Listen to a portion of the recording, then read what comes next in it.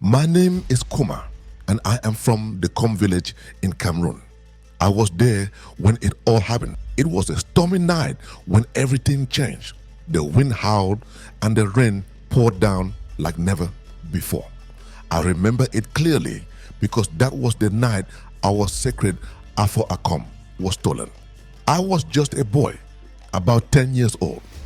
The rain kept me awake and I heard strange noises outside.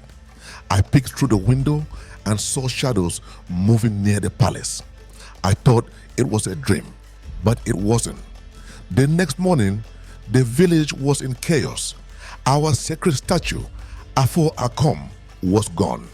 The elders gathered in the palace, their faces full of worry. People whispered, who would dare steal Afo Akom? The statue was more than just wood. It was our history, our spirit. I saw my father, one of the village elders, looking more serious than ever.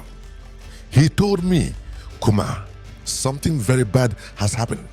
We must find Afo Akom and bring it back. Days turned into weeks.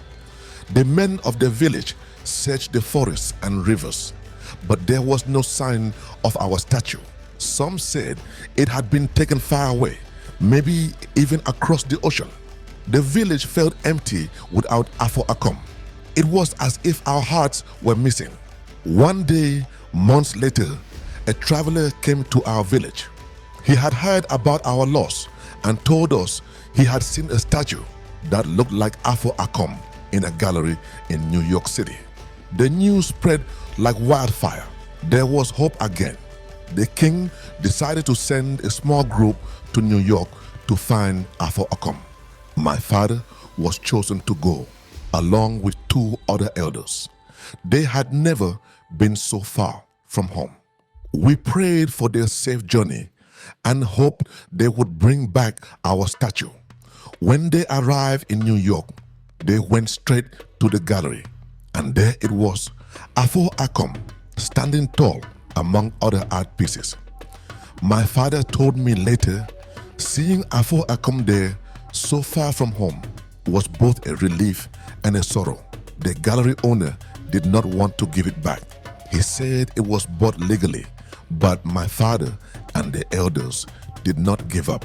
They spoke to journalists. They met with officials. They told the story of Afo Akom to anyone who would listen. The pressure worked. After many weeks, the gallery agreed to return Afo Akom to our village. When my father and the others came back with the statue, the whole village gathered to welcome them. There was singing, dancing, and tears of joy. Our hearts were full again. We placed Afo Akom back in its rightful place. The village felt whole once more. The king spoke to everyone.